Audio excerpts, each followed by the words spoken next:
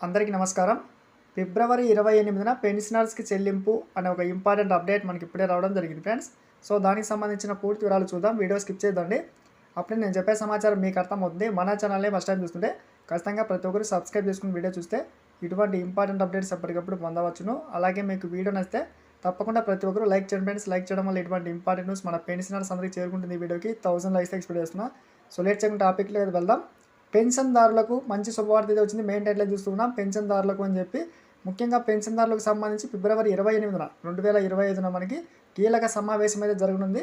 ముఖ్యంగా పెన్షన్ సవరణకు సంబంధించి ఆ రోజు నిర్ణయం అయితే ప్రకటించబోతున్నారని చెప్పి తాజా సమాచారం. ముఖ్యంగా వడ్డీ రేటు చర్చలు, అదేవిధంగా పెన్షన్ పెంపుదలకు సంబంధించి ముఖ్యంగా మనకి కీలక నిర్ణయం తీసుకోబోతూ ఉన్నారు.